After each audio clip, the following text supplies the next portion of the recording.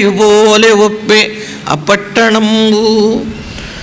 ఆ రాజుగారు విషధర అధీశము, విషధరుడు, విషాన్ని ధరించేటటువంటిది పాము. ఆ పాములకు అధిపతి పతంజలి. పతంజలి వ్రాసినటువంటి భాష్య పక్కిక, ఈ భాష్య పక్కిక అన్న పదాన్ని కూడా శ్రీనాథుడే ప్రయోగించాడు.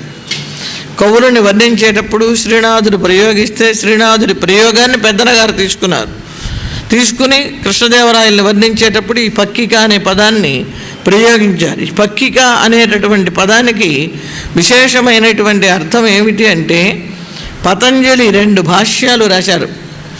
ఆ భాష్యం రాసిన వాళ్ళని భాష్యకారులు అంటారు. అంటే భాష్యాన్ని కారము అంటే చేసినవాడు అనే అర్థం. ఆ భాష్యకారుడు అనేటువంటి బిరుదు ఒక భగవద్ రామానుజునికి లోకంలో ప్రసిద్ధమైంది. శ్రీ భాష్యకార అనేది అంటే శంకర భగవత్పాదులు భాష్యం రాశారు, కానీ భాష్యకార బిరుదు వారికి రాలేదు, వీరికే వచ్చింది. అది కూడా సరస్వతీదేవి భాష్యకార అని సంబోధించింది అని వారి చరిత్ర చెప్తున్నది మనకి. ఆ చరిత్రలో భాష్యకారులైనటువంటి వీరు ఆదిశేషుని అంశతో ఉన్నటువంటి వారు కనుక 2 భాష్యాలు రాశారు. ఒకటి శ్రీభాష్యము, రెండవది వ్యాకరణ మహాభాష్యము. ద్వే భాష్యే శ్రీ మహచ్చబ్దభూషితే శేషభాషితే. శ్రీ శబ్దంతో ఒకటి శ్రీభాష్యం, మహత్ శబ్దభూషితే మహాభాష్యం, వ్యాకరణ మహాభాష్యం అంటారు.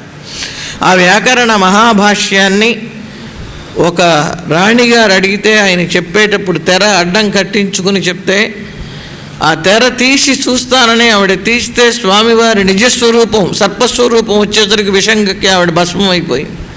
అందుకే మనం కొందరిని నేరుగా చూడాలి, కొందరిని ఆచార్యులను ముందు పెట్టుకుని చూడాలి. భగవద్ దర్శనానికి వెళితే భగవంతుని శక్తిని మనం భరించలేం కనుక భాగవతులతో కలిసి వెళితే ముందు భాగవతులు ఉంటే వెనక మనం ఉంటే ఆ శక్తిని వాళ్ళు భరించి మనకు ఎంత కావాలో అంత రెగ్యులేటర్ సప్లై చేసినట్టు చేస్తారు. అందుకని భక్తై భాగవతై సహా స్వామిని సేవించాలి. వాళ్ళు వెనకటి వాళ్ళు ఊరికే చెప్పలేదు. స్వామి అనుగ్రహాన్ని తట్టుకోవటము కష్టమే, నిగ్రహాన్ని తట్టుకోవటము కష్టమే. మన నిగ్రహమే కష్టం అనుకుంటాం, అనుగ్రహం గురించి ఆలోచించాం. ఒక్కసారిగా మన మీద ఒక గంగాళ నీళ్లు పోస్తే ఉక్కిరి బిక్కిరైపోతాం. చెంబుతోనో గ్లాస్తోనో మన శక్తిని పెట్టిపోయాలి. పూర్వకాలంలో పిల్లలకి చెంబుతో పోసేవాళ్ళు, చెంబుతో నీళ్లు పోస్తే వాళ్ళు ఉడ్డు గుడుచుకుంటారంటే గ్లాసుతో పోసే పరిస్థితి వచ్చింది ఇప్పుడు.